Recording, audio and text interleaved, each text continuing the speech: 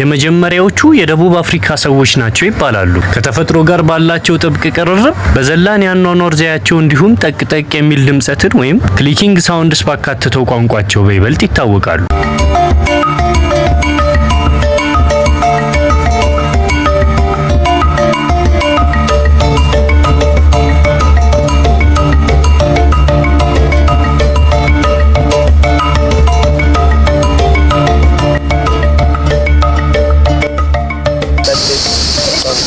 Hey, lokashe wigoska kimko ogdao. Ngashi temyo jwa khrit mureng to kai kao. Cham ko kwan ka so ku kao si. Ten en to khaning asi. Oka so si ha wi ko ngai ko da.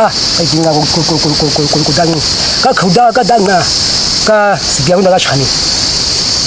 የዛሬን ያድርገውና እንዲህ እንዳሁኑ የኑሯቸው ጉዳይ አንጻራዊ መረጋጋት ሳይታይበት በፊት በሚያሳዝን ሁኔታ እነዚህ የደቡብ አፍሪካ ናሳ ጎሳዎች በተለያዩ ጊዜያት ለብዝበዛ ተጋልጠዋል፣ ታድነዋል፣ አልፎ ተርፎም ከመሬታቸው ተገፍተዋል። በተለምዶ ቡሽማኖች ከቦታ ቦታ በመንቀሳቀስ ምድራቸውን ለቀው ወደ ሌሎችም ምድር በመሻገር የሚኖሩ አዳኞች ስለሆኑ በመላው ደቡብ አፍሪካ በሚገኙ የዱር ቁጥቋጦዎች ሁሉ ይንከራተታሉ።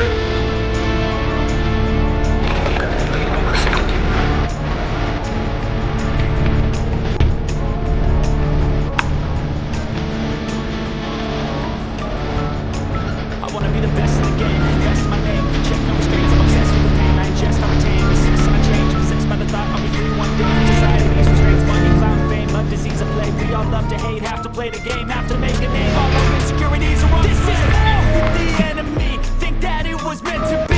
Living in the time where disease is on every street. Won't let them fester me.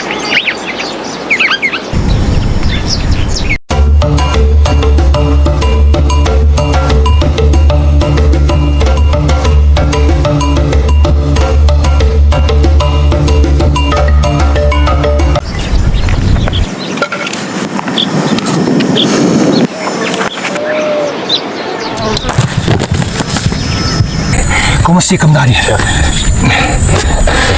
No viene.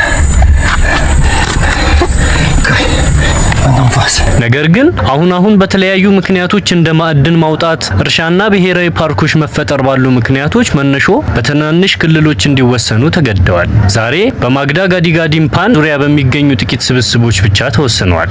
በነገራችን ላይ ቡሽማኖች ታላቅ የደቡብ አፍሪካ አርቲስቶችም ናቸው። በተለይ ከሺህ ዓመታት በላይ እድሜ ያስቆጠረው ማራኪ የድንጋይ ላይ ስዕላቸው በመላ ሀገሪቱ ውስጥ በሚገኙ ዋሻዎችና የድንጋይ ንጣፎች ላይ ይገኛል። ቡሽሜኖች እነዚህን የሰዎችና የእንስሳትን ምስሎች ለመሳል ከማዕድን ክምችት፣ ከኦቾር፣ ከደምና ከእንቁላል የተሰሩ ቀለሞችንም ተጠቅመዋል። እንደሚታወቀው ለብዙ ዓመታት የስዕሎች ውክልና የዕለት ተዕለት ኑሮ መግለጽ ብቻ ነው ተብሎ ይታመን ነበር። ለዚህም ይመስላል በአሁኑ ጊዜ ከአካባቢው የጠፉ የነብር፣ የኢላንድና የዝሆኖች ስዕል ድራክንስበርግ ተራሮች ካሉበት ዋሻ ውስጥ መገኘቱ በጊዜው እንስሳቱ በዚህ አካባቢ ይኖሩ እንደነበር አመላካች የሆነው። ሆኖም ግን ዘመናዊ ጥናቶች ለእነዚህ ስዕሎቻቸው ሌላ አስደናቂ ሀሳቦችን አፍልቀዋል። እነዚህ ስዕሎች ያረፉባቸው የቡሽማኖቹ ዋሻዎች ከመንፈሳዊ ዓለም ጋር የሚገናኙባቸው ልክ እንደ ካቴድራሎች ያሉ ቅዱስ ስፍራዎቻቸው ናቸው ተብሎ ይታመናል። ስዕሎቹ ወደ መንፈሳዊ ዓለም እንደ መዳረሻና ያሳለፏቸውን ውጣ ውረዶች እንደ ማሳያም ሆነው ያገለግላሉ። በሌላ በኩል ደግሞ አንትሮፖሎጂስቶች እነዚህ የቡሽማኖቹ ስነ ጥበቦች ዝነኛ የሆነውን የትራንስ ዳንሳቸውን ነው የሚገልጹበት ብለው ያምናሉ።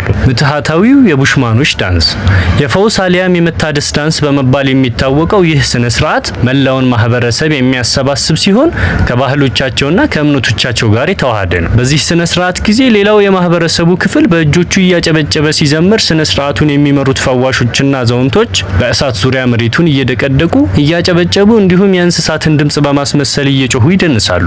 አብዝተው ያላቸውን አቅም ሁሉ አሟጣው ተጠቅመው ከጨፈሩ ወደ መንፈሳዊ ዓለም የሚያስገባቸው እንደ ራእይ ያለ ነገር ይታያቸዋል። ከዚህ በተጨማሪ ጭፈራቸው ለብዙ ህመሞች ለምሳሌ ንዴትን፣ ክርክሮችንና ቅናትን የመሰሉ ችግሮችን ምክንያት የሆነው እነርሱ የኮከብ በሽታ ብለው ለሚጠሩት በሽታ ፈውስን ይዞ ይመጣል ብለው ያምናሉ።